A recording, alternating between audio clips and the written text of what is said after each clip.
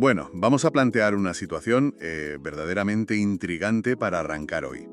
A ver, sorpréndeme. Imaginemos la típica búsqueda de ese sueño vital que tanta gente comparte, o sea, encontrar un rincón de paz. Ujú. La ansiada parcela en la naturaleza. Exacto, un paraíso natural donde echar raíces, alejarse del ruido de la ciudad, ya sabes. Pero ahora, crucemos ese sueño tan idílico con el brillo de la fama. Uy, mala mezcla a veces. Telita. Pensemos en promesas grabadas en vídeo por una figura pública muy querida y de repente un final abrupto en los tribunales penales. Madre mía, menudo panorama. Pues de eso va nuestra inmersión a fondo de hoy. Nos metemos de lleno en un escándalo inmobiliario en Argentina que, ha dejado a muchísimas familias sin sus ahorros. Y que involucra a una personalidad del mundo de la música sumamente reconocida, claro. Eso es. Tenemos sobre la mesa un entramado de tierras vendidas múltiples veces, notarios que resultan ser falsos y, fíjate, una huida al Caribe. De película, vamos. Pero a ver, el objetivo de este análisis a fondo no es simplemente relatar lo que parece el guión de una serie de estafadores de guante blanco. Claro, ¿hay mucho más fondo aquí? Muchísimo más. La misión nuestra hoy es desgranar un fenómeno muy particular y bastante peligroso. El cruce de factores, ¿no? Exacto. Ese cruce exacto entre el mercado inmobiliario, el marketing impulsado por el afecto que le tenemos a las figuras públicas y la ausencia total de garantías legales. ¿Qué es lo que te deja totalmente expuesto? Totalmente. La idea es que, al diseccionar la anatomía de este caso concreto, quien nos escuche adquiera las herramientas necesarias para identificar las señales de alarma. Las banderas rojas de toda la vida. Eso es. Esos indicios sospechosos que suelen camuflarse bajo la sonrisa de un famoso, pues antes de comprometer el dinero de toda una vida. Pues para poner las cartas sobre la mesa, nos estamos basando en un exhaustivo informe periodístico y en entrevistas directas a las víctimas. Todo sobre un desarrollo inmobiliario bautizado, fíjate en el nombre, con el místico nombre de Chakras del Universo. Chakras con K, hay que aclararlo. Sí. Muy místico todo. Muy espiritual, sí. Este iba a ser un supuesto barrio privado de ensueño en la provincia de Córdoba, en Argentina. Y para entender la magnitud del desastre, claro, hay que ir al origen. Al momento en que todo parecía no solo legal, sino brillante. Viajamos al año 2013. El reconocido cantautor argentino Javier Calamaro, junto a dos socios, Janina Arias Toya y Daniel Barrera, si no me equivoco. Exactamente esos dos. Pues conforman legalmente una sociedad de responsabilidad limitada, una SRL. Que esto es importante, no estamos hablando de un pacto de caballeros en la barra de un bar. No, para nada. Hablamos de la creación de una entidad comercial absolutamente formal. Y ese es el primer cimiento de lo que luego se convertiría en una trampa perfecta. El usar la legalidad como fachada. Eso es, el uso de los instrumentos legales e institucionales para generar una confianza ciega. Porque, a ver, esta sociedad no se escondía en las sombras. Su constitución fue publicada en el Boletín Oficial. Que para quien no esté tan familiarizado, el Boletín Oficial viene a ser el diario del Estado, donde se publican las leyes, los actos societarios y demás. Claro, entonces cuando un pequeño inversor o un comprador decide hacer los deberes e investigar un poco a la empresa, pues encontrar su nombre impreso en un registro estatal actúa como un sello de garantía. Es casi hipnótico, ¿verdad? Totalmente. El mensaje subliminal es demoledor. Es en plan, el Estado sabe que existimos. Somos una empresa registrada, seria y transparente. Y a partir de ese momento, la guardia del comprador baja drásticamente. Lógico. Asumes que alguien ha revisado los papeles. Pues sobre esa base de aparente legitimidad institucional, lanzan el producto. Ofrecían parcelas ubicadas en la Ruta 38, en el kilómetro 101. En plena naturaleza cordobesa. Sí, el plan maestro que vendían era la construcción de un oasis de tranquilidad. Un barrio cerrado con seguridad, comodidades, un lujo. Pero claro, la genialidad perversa de este caso reside en cómo comercializaban este oasis. Porque no usaban los canales aburridos de una inmobiliaria tradicional. Para nada. El propio Javier Calamaro grababa vídeos promocionales con su guitarra en mano invitando a la gente a comprar su pedacito de paraíso. Y esos vídeos se viralizaban por redes sociales y plataformas de compraventa directa como Facebook Marketplace. Si analizamos esto, digamos desde la psicología del consumidor, estamos ante la explotación de un sesgo cognitivo cognitivo profundísimo. Lo que se conoce como una relación parasocial, ¿no? Exacto. Cuando vemos a un actor que nos encanta anunciando una máquina de café o, en este caso, a un músico consagrado vendiendo un estilo de vida, nuestro cerebro toma un atajo. Un atajo muy peligroso. Muchísimo. Pensamos, bueno, si esta persona que tiene una reputación intachable y millones de seguidores pone su cara y su nombre aquí, el producto tiene que ser seguro. Claro. La lógica te dice que no se va a arriesgar a manchar su carrera por una estafa de 3 al cuarto. Eso es. En un mercado normal, quien va a comprar una parcela pediría referencias al ayuntamiento o investigaría el historial de la constructora. Vamos, lo básico. Pero la fama neutraliza ese sentido crítico. Actúa como una anestesia para la diligencia debida. Y la realidad detrás de esa anestesia es escalofriante. Aquí es donde la historia da un giro que, de verdad, te deja sin palabras. A ver, cuéntame. Pues, revisando el reporte periodístico, resulta que la flamante sociedad que anunciaba Calamaro ni siquiera era dueña de las tierras que estaba parcelando y vendiendo. Madre mía. O sea, cero titularidad. Cero. Los terrenos pertenecían a un propietario privado que no tenía absolutamente nada que ver con la SRL. Básicamente estaban vendiendo humo. Humo puro y duro. Aire de la sierra cordobesa, pero cobrándolo en dólares contantes y sonantes. Pero a ver, ¿cómo es posible montar un desarrollo inmobiliario entero sobre tierras que no te pertenecen sin que salten las alarmas? Pues tenían una coartada legal, o al menos eso decían. Ah, claro, la famosa excusa que utilizaban para justificar la falta de títulos de propiedad inmediatos. Eso es. Un concepto legal bastante antiguo y complejo que allí llaman usucapión. Que en términos sencillos, la usucapión o prescripción adquisitiva es un mecanismo legal que permite a una persona adquirir la titularidad de un terreno. Siempre y cuando demuestre que lo ha ocupado y cuidado de forma pacífica, pública y continua durante mucho tiempo. Claro, a menudo décadas, dependiendo de la legislación local, y es un proceso largo y tedioso ante un juez. Pues lo que hacían los promotores de chacras del universo era vender las parcelas asegurando que había un juicio de usucapión ya en trámite y casi resuelto. O sea, prometían que la escritura definitiva era solo un trámite burocrático inminente. Eso le decían a la gente. Pero los expedientes judiciales demostraron después que esa usucapión jamás se había llegado a concretar. Era un escudo legal ficticio para ganar tiempo y seguir recaudando fondos. Básicamente te vendían la esperanza de un papel que no existía. Pero para que el comprador se tragara esa excusa burocrática, claro, necesitaban mostrar algo tangible. Y ahí entra otro detalle fascinante que recogen las fuentes: la construcción del famoso Clubhouse. El truco visual más viejo del sector. Totalmente. Las familias viajaban a Córdoba, llegaban al kilómetro 101 y se encontraban con un portón de entrada majestuoso, cerco perimetral en ciertas zonas y un edificio común ya levantado. El impacto visual es brutal. Si yo veo ladrillos, cemento, una barrera de seguridad y jardines, pues mi cerebro procesa automáticamente que el barrio existe. Claro, que el proyecto avanza y que todo es legítimo.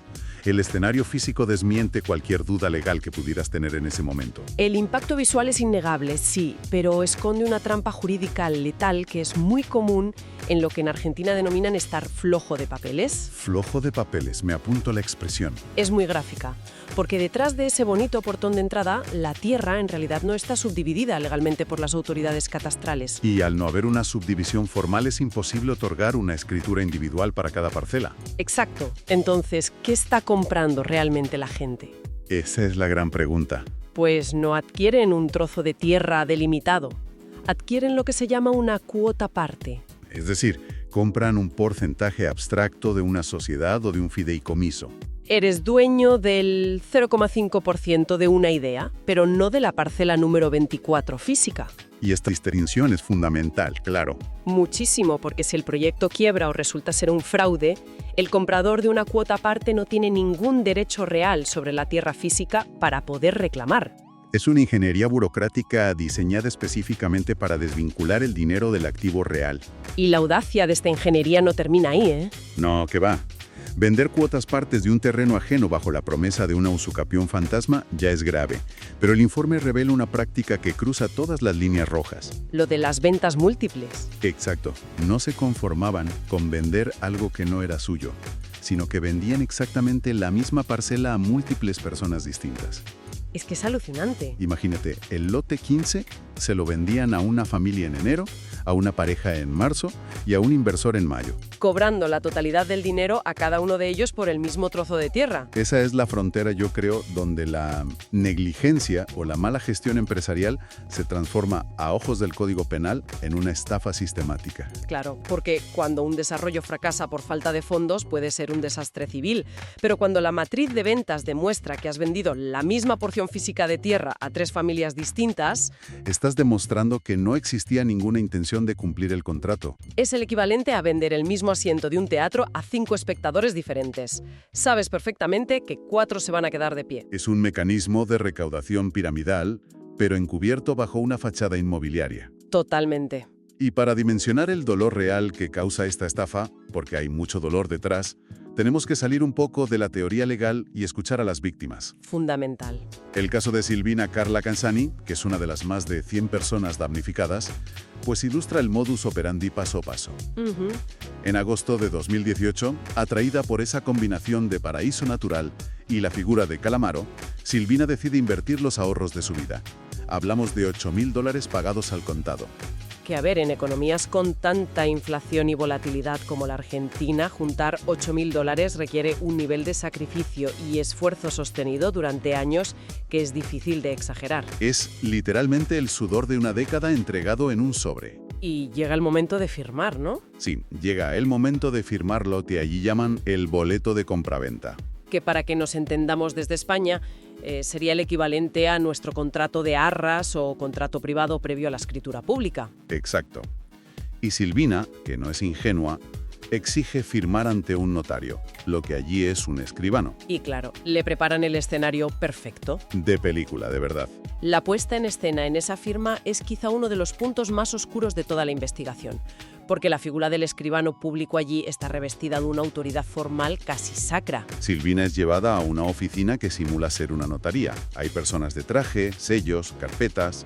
Vamos, toda la liturgia del derecho. Sin embargo, la persona que avala la firma resulta ser un impostor, alguien sin título habilitante. En ese entorno, rodeada por los socios de la empresa que la presionan amablemente, pues la convencen de entregar el dinero. Le repiten el mantra del ausucapión, ¿verdad?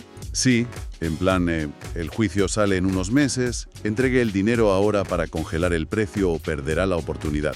Y claro, la creación de una notaría falsa no es un simple error administrativo. Es un delito flagrante.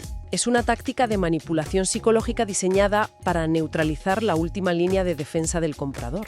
Pero ¿cómo sostienes una mentira tan monumental a lo largo del tiempo? Porque, inevitablemente, el comprador va a querer pisar su tierra. Claro, quieres ver tu parcela. Y eso es exactamente lo que ocurre en el verano de 2019. Silvina, con la ilusión intacta, viaja al predio con rollos de alambre y postes. Su intención es cercar su parcela, empezar a limpiar la maleza, lo básico, ¿no? Quizás plantar un árbol, sí. Pero al llegar a ese majestuoso portón de entrada del que hablábamos antes, los guardias de seguridad le prohíben terminantemente el paso. ¡Qué fuerte! Le informan que ella no es dueña de nada y que no puede acceder a las tierras por las que pagó $8.000 apenas unos meses antes. El choque con la realidad es brutal. Claro, y ante una situación de bloqueo físico tan violento, la reacción natural de cualquier comprador es buscar a los responsables directos. A las caras visibles del proyecto que cobraron el dinero para exigir la devolución inmediata. Y es en este preciso momento donde la historia adquiere tintes de humor negro. Casi cinematográfico, sí. Silvina, desesperada, logra comunicarse por teléfono con Janina Arias Toya, una de las socias fundadoras junto a Calamaro. Y le exige que dé la cara en el terreno. Pues la respuesta de Janina es digna de una telenovela. Con voz apagada, le asegura que está transitando un embarazo de altísimo riesgo, Madre mía, jugando con la salud. que su salud es gravísima y que los médicos le prohíben terminantemente moverse de la cama, y mucho menos viajar para resolver un problema de tierras. A ver, cualquier ser humano con un mínimo de empatía retrocede ante una emergencia médica de esa magnitud. Pero es que la empatía dura poco. Apenas unos días después de esa dramática llamada, el engaño salta por los aires. Las benditas redes sociales. Exacto. Janina publica un álbum de fotos público en su cuenta de Facebook. No estaba en una cama de hospital, ¿eh? Aparece sonriente, bronceada, bebiendo cócteles y disfrutando de unas lujosas vacaciones familiares en las playas del Caribe. Contraste visual es desolador y resume perfectamente la desfachatez sociopática que a menudo caracteriza a estos delincuentes de cuello blanco. Utilizan la decencia y la compasión humana como armas en contra de las propias víctimas. Primero fabrican una emergencia médica para generar culpa en la compradora que reclama lo suyo, ganando así tiempo crucial para mover fondos o desaparecer. Y luego publican las fotos. Es que hay que tener cuajo. La total desconexión con las consecuencias de sus actos les lleva a exhibir su impunidad en redes sociales. La imagen de la estafadora disfrutando de aguas cristalinas en el Caribe, financiada presuntamente con los $8,000 de Silvina, es un retrato muy crudo. Del daño moral, y no solo económico, que infligen estas organizaciones. Es una bofetada de realidad que nos lleva directamente al gran debate que plantea el reporte periodístico de hoy. ¿El papel del famoso? Exacto. Tenemos a una socia en el Caribe, a un dueño original de las tierras que no sabía nada, a cientos de familias arruinadas y, en medio de todo, tenemos a Javier Calamaro. La gran pregunta es, ¿cuál es su papel real aquí? ¿Es un estafador calculador y frío que urdió este plan desde el principio?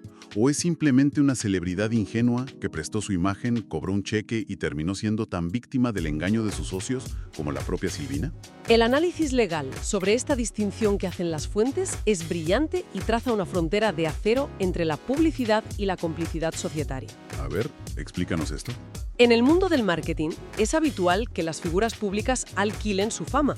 Las fuentes mencionan casos como el del diseñador de moda Benito Fernández o actrices reconocidas. Que simplemente prestan su cara. Exacto. Firman un contrato de imagen, recomiendan un perfume o una urbanización, cobran su caché y se marchan. ¿Y si el perfume causa alergia o la urbanización quiebra? Pues la celebridad se enfrenta a un problema de relaciones públicas, una crisis de imagen, pero raramente a un problema penal, porque no forman parte de la estructura de propiedad de la empresa fabricante, solo eran un escaparate publicitario. Claro, si yo anuncio un coche y los frenos fallan, la culpa es de la fábrica de coches, no mía, por salir sonriendo en la televisión. Exactamente. Pero el expediente judicial muestra que la situación de Calamaro en Chakras del Universo está en las antípodas de ese escenario. Sí, porque él no era un modelo contratado. Era un socio fundador. Su nombre y su firma aparecen en los documentos de constitución de la Sociedad de Responsabilidad Limitada en 2013. Y eso lo cambia todo a nivel legal. Por completo. Al ser dueño de una cuota de la empresa, asume lo que el derecho denomina responsabilidad solidaria. Que la ley presume que un socio participa en los beneficios, pero también debe responder por las decisiones y operaciones de la entidad, claro. Si la SRL vende sistemáticamente terrenos ajenos, falsifica firmas notariales y recauda millones bajo premisas falsas, todos los socios directivos son considerados penalmente responsables del fraude. No puede simplemente decir, yo solo tocaba la guitarra en los videos, no sabía nada. No se puede alegar ignorancia de las actividades de la propia empresa que uno fundó y promocionó. Por eso actualmente enfrenta un proceso penal complejo. Y como relatan las fuentes, la pequeña comisaría de Capilla del Monte se vio colapsada por el desfile de más de 100 familias presentando denuncias formales por estafa y asociación ilícita contra él y sus dos socios. Menudo drama para esa comisaría y para esa gente. Pero lo más impactante de investigar las fuentes es descubrir que el caso Calamaro no es un error aislado en la Matrix. ¿Qué va? ¿Es un patrón? Hay un patrón histórico y recurrente en la región donde el mundo del espectáculo colisiona violentamente con el sector inmobiliario. Sí, el informe dedica un espacio considerable a repasar nombres propios de muchísimo peso. Hablan del querido actor Damián de Santo, que se vio envuelto en pleitos interminables y acusaciones de usurpación por la construcción de un complejo de cabañas turísticas también en las sierras de Córdoba. Con problemas graves de zonificación y delimitación de tierras. Mencionan a deportistas de élite, concretamente al tenista Juan Martín del Potro. Que su padre, supuestamente administrando su fortuna, realizó inversiones desastrosas en terrenos y negocios agropecuarios en la zona de Tandil, dejando a la familia expuesta a deudas millonarias y escándalos. Es que el historial es inabarcable. Las fuentes también rescatan el caso del expolista y figura de la alta sociedad Huberto Roviralta, que enfrentó severas disputas por la titularidad de exclusivas tierras en la zona de Carmelo, en Uruguay. E incluso la figura más mítica del deporte argentino, Diego Armando Maradona. Es que el entorno de Maradona frecuentemente lo involucró en opacos y complejos desarrollos inmobiliarios. Desde hoteles en Cuba hasta condominios de lujo en Punta del Este. Y muchos de ellos terminaron en litigios internacionales o resultaron ser inversiones fantasma. La mezcla del dinero rápido de la fama con el ladrillo parece ser altamente inflamable. Muchísimo. Pero, a ver, si hay tantos antecedentes públicos, tantas carreras manchadas por escándalos de tierras, ¿por qué los famosos siguen cayendo en la misma trampa una y otra vez? Esa es la clave. ¿Qué necesidad tienen de meterse a promotores inmobiliarios? La respuesta a esto tiene dos caras. Por el lado de los promotores fraudulentos, la necesidad es puramente estratégica. Claro, ¿usan a los famosos? El sector inmobiliario es un círculo relativamente pequeño. Los inversores serios, los bancos y los grandes constructores saben perfectamente quién tiene un historial limpio y quién opera, volviendo al término, flojo de papeles. Ya, el banco no te presta un duro si no hay escrituras claras. Exacto. Un desarrollador que no puede conseguir crédito bancario necesita financiación desesperadamente. Y la única forma de conseguirla es atrayendo a pequeños ahorradores, a gente de la calle. Y para pescarlos necesitan un cebro brillante. Lo que en el sector llaman un llamador. Necesitan el prestigio prestado de una celebridad. Y por el lado de la celebridad, imagino que la ambición de multiplicar su patrimonio les nubla el juicio. Piensan que montar un barrio privado es tan fácil como llenar un estadio. Tal cual. El ego y la falta de asesoramiento adecuado juegan un papel crucial aquí. La figura pública suele entrar al proyecto de buena fe, creyendo que está diversificando su patrimonio y convirtiéndose en un empresario serio. Claro, ven unos planos arquitectónicos preciosos, una maqueta en 3D del futuro Clubhouse y se dejan deslumbrar.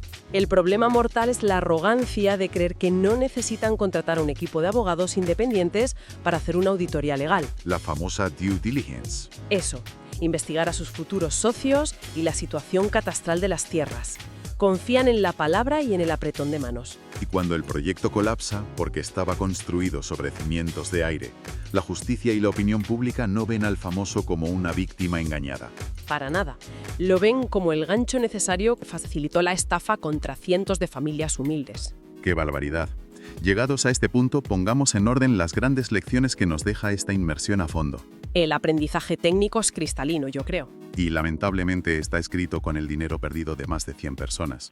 Hemos analizado el riesgo absolutamente inasumible de entregar nuestros ahorros en inversiones inmobiliarias sin exigir la revisión inmediata de escrituras directas.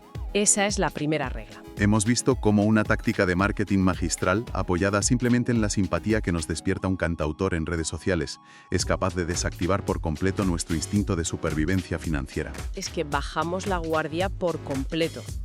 Y nos queda grabada a fuego la necesidad imperiosa de acudir siempre a notarios de nuestra propia confianza, comprobar los registros de la propiedad de forma independiente y, sobre todo, huir despavoridos ante palabras mágicas.